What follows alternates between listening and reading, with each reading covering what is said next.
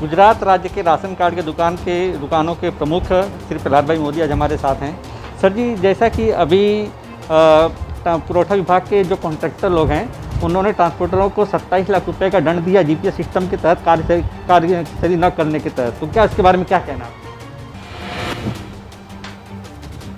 मैं Prahlad Damodar Das Modi, Gujarat fair price shops and kerosene licence holder association का प्रमुख। आपने जो सवाल किया है इसका जवाब तो कॉन्ट्रैक्टर और सरकार ही दे सकती है, लेकिन मैं इतना कह सकता हूं कि जो कुछ हुआ है इसके कारण गुजरात के 72 लाख राशन कार्ड होल्डर जो गरीब माने जाते हैं, एनएसएफ में जिनका नंबर है, वो लोग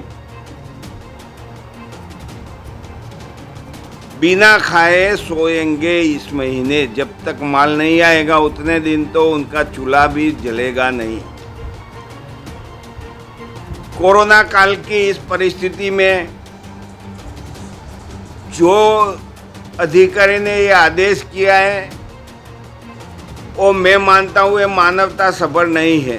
302 में फांसी भी है, जन्मठेप भी है और 5 साल की सजा भी कोर्ट करती है। सिर्फ जीटीपीएल बंद है ऐसी बात करके सीधा फाइन करना ये कुदरती न्याय के सिद्धांत के विरुद्ध में है, ऐसा मैं मानता हूं। जीटीपीएल बंद था, उनको तुरंत पता लगता है क्योंकि वो कंप्यूटर में उनको पूरा जांच होती है। तुरंत वहां से निगम के गोडाउन मैनेजर को फोन करके डिटेल ले लेते हैं कि ये दुकानों का माल जा रहा है ये नंबर की गाड़ी में, जो जीटीपीएल में नहीं है कनेक्टेड में, तो वहां दुकान पर जाके खड़े रहो तो अपने आप तलाश हो सकता है। आप जो करना चाहते हो कि सही माल पहुंचा है कि नहीं वो पता लगता है। फिर जीटीपीएल बंद है इसका फाइन करो।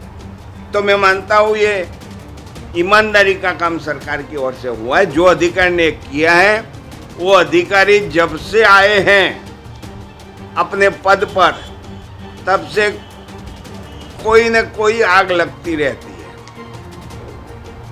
ये अपने हम से के साथ चलते हुए अधिकारी हैं और मैं तो संगठन के नाते इतना ही कह सकता हूँ कि गुजरात के मुख्यमंत्री इस बारे में सोचें और जिस व्यक्ति के कारण कुछ न कुछ होता हो जो डिपार्टमेंट में, तो उसकी ट्रांसफर होनी चाहिए। उसकी ट्रांसफर कर दोगे फिर देखो अपने आप झगड़ा खत्म हो जाएगा और अपने आप शांति से सब काम चलेगा। ये सोचने का सरकार को है।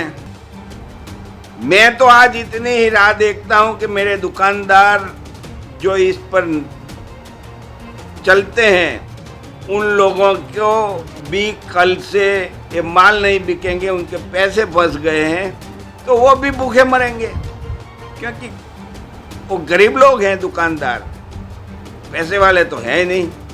इसीलिए मैं मांग करता हूं